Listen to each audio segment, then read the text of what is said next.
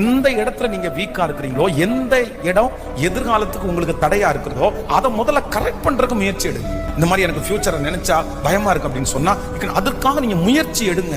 அமைதியா இருக்காதீங்க. நீங்க ஜெபம் பண்ணி போய் ஃபாலோ பண்ணுங்க. எனக்கு எந்த தொழிலும் எனக்கு இல்ல, என் கையில வருமானம் இல்லைன்னு நினைக்கிறீங்களா, என் ஃபியூச்சர் நீங்க அதுக்காக பிரயாசம் எடுங்க. எனக்கு ரொம்ப பலவீனமா இருக்குது, என் உடம்பு சரியில்லை, இப்படி இருந்தா என் ஃபியூச்சர். நான் நம்புறேன், என் உடம்புல இருக்கிற அவயவத்தை எல்லாவற்றையும் படைச்சவர் அவர். அவருக்கு தெரியாதா? அவருக்கு தெரியும். அதனால அவர் சரி பண்றதுக்கு வல்லவரா இருக்கிறார். கவலைப்பட்டு யோசிச்சு எந்த பயனும் இல்லை. அதனால ஆண்டவர் என்னுடைய, நான் நம்புறேன், ஒரு வருஷத்திலே கர்த்தர் உங்க எதிர்காலத்தை எப்படி வேணாலும் மாற்றுவார். ரூத்துக்கு என்ன எதிர்காலம் நினைக்கிறேன், என்ன ஃபியூச்சர்? ரூத்துக்கு அனாதைய போல வந்த ரூத்துக்கு கர்த்தர் ஃபியூச்சரை எவ்வளவு பிரகாசமா ஆண்டவர் மாற்றி கொடுத்தாரு. நீ அறியாதது, உனக்கு எட்டாதது. ரூத்துக்கு ஒரு எதிர்காலத்தை ஆண்டவரால கொடுக்க முடியும்னா, நான் நம்புறேன் உங்களுக்கும் எனக்கும் எதிர்காலத்தை தர முடியும்.